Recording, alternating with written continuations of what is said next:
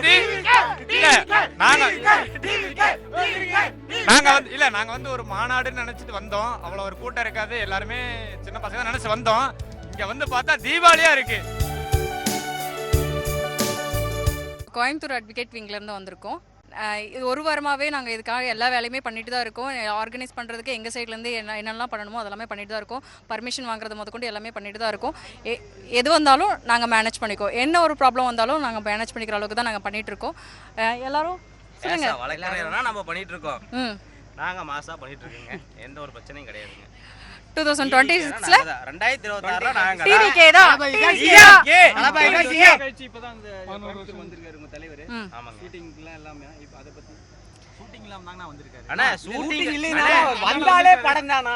அண்ணா இங்க பாருங்க. வந்தாலே படம் தான். அதாவதுனா கோயம்புத்தூர் இப்ப எப்படி இருக்கு தலபதிக்கு? அண்ணா தலைவர் இல்ல டிவிகே தான். இந்த தடவை டிவிகே தான். 2026ல டிவிகே தான்.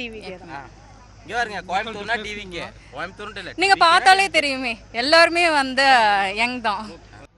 திருப்பூர் மாநகர் மாவட்ட செயலாளர் எஸ் பாலமுருகன் அவர்கள் தலைமையில் கொங்கு நகர் பகுதி கழகத்தின் சார்பாக இங்கே 50 பேர் வந்திருக்கிறோம். தலைவரோட வெற்றி பாதையை நோக்கி எங்களோட கடுமையான உழைப்பு இருக்கும். தலைவரை மிக விரைவில் வந்து பார்த்திங்கன்னா கண்டிப்பாக முதலமைச்சர் அரியணையில் ஏற்றுவோம் என்று சபதம் அளிக்கிறோம். நாங்க வந்து